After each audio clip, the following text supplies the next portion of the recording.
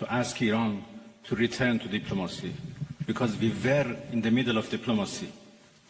We were in the middle of talks with the United States when Israelis blew it up.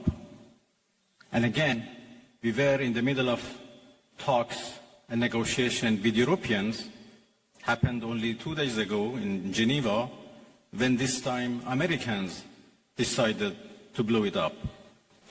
So we were in diplomacy, but we were attacked militarily.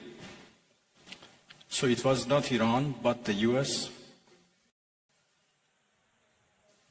who betrayed diplomacy. They betrayed negotiations. When at the middle of negotiations with us, they gave green light to Israelis, if not instructed them to attack Iran's nuclear facilities.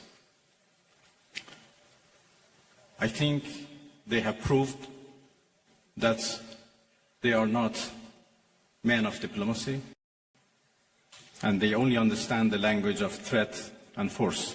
And this is very unfortunate. The United States showed that they have no respect to United Nations Charter. They have no respect to international law. They have no respect to any international law regarding,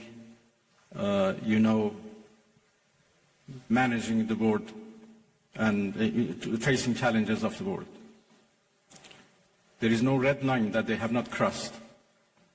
And the last one, and the most dangerous one, was happened only last night, when they crossed a very big red line by attacking nuclear facilities.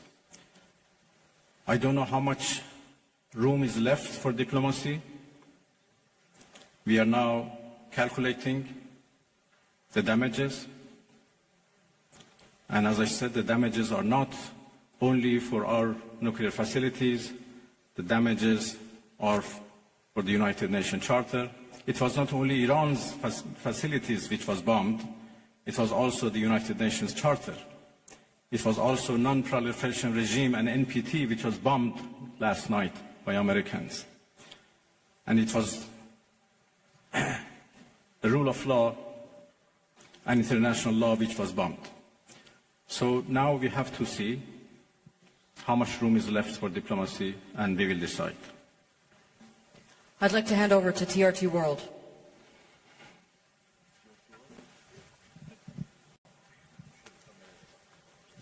Mr. Minister, the U.S. President Donald Trump warned that Iran must now make peace, otherwise the future attacks, he says, would be far greater and much easier. So how is Tehran responding to that threats from Washington? Thank you.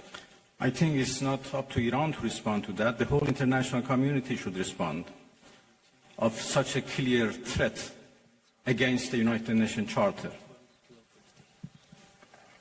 Iran has done nothing wrong. We do not understand why Iran should be attacked for a false accusation that Iran is seeking nuclear weapons. It's now more than 20 years that we are trying to prove that our peaceful nuclear program is in fact peaceful and would remain peaceful.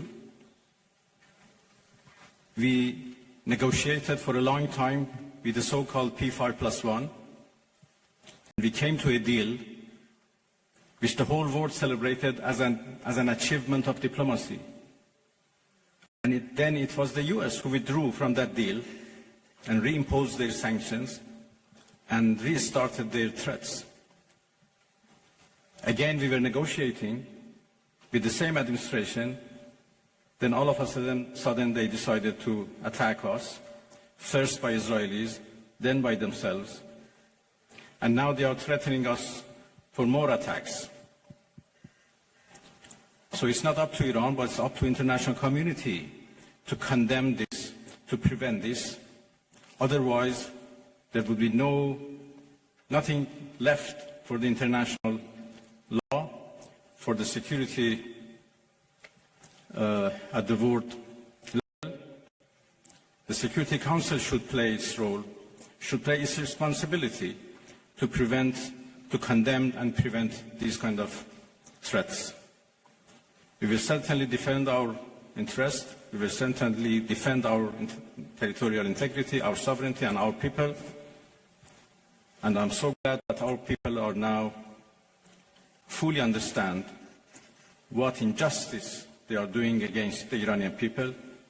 They are united and in solidarity with the government, and they stand firm against any aggression.